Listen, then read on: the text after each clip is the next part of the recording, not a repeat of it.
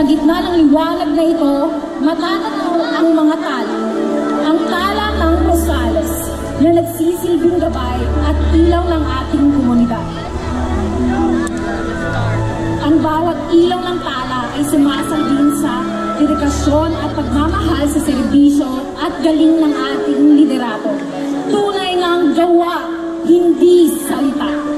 Ang ating mga pamumuting ngayon ay sinakatuparan para sa lahat. Buong pusong binuo at naalay natin sa mga bata. Ang mga nagsisilbing inspirasyon ng ating ningning.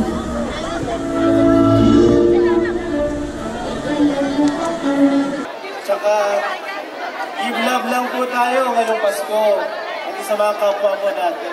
Ating ipagpuni ang diwa ng pagkakaisa, pag-asa, pagmamahalan. 9, 8, 7, 6, 5, 4, 3, 2, 1.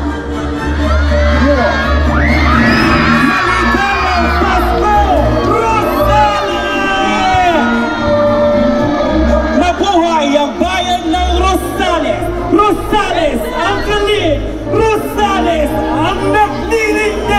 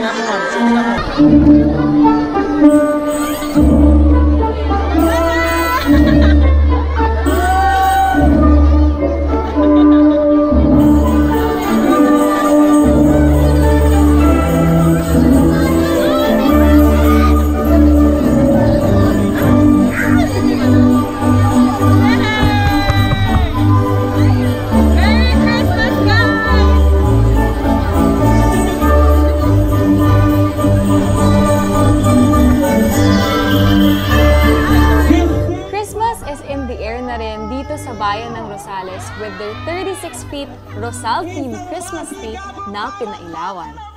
Tara, samahan niyo akong tignan ng mga dekorasyong perfect for Instagram ng mga madla.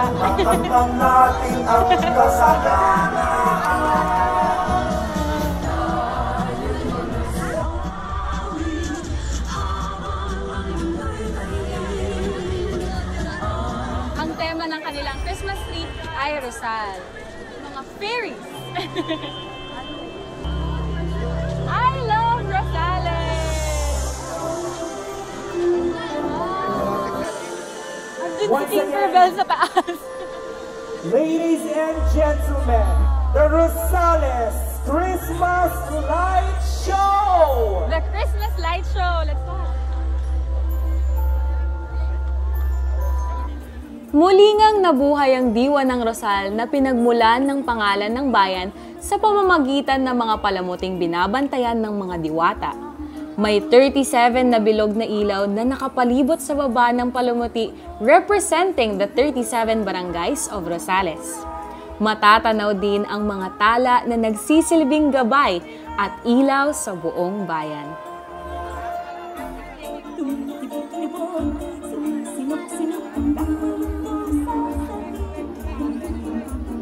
Tunay ngang damang-dama na ang diwa ng Pasko dito sa Rosales at sa buong lalawigan ng Pangasinan.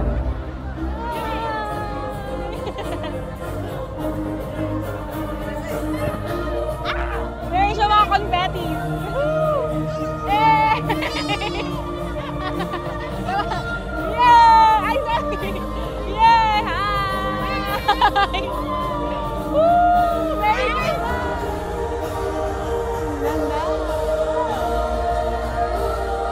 Beautiful!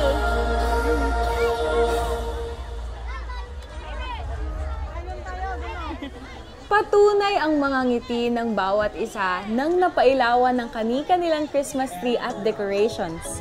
Naway ang mga ngiting ito ay manatili sa mga labi ng bawat isa, Pasko man o hindi.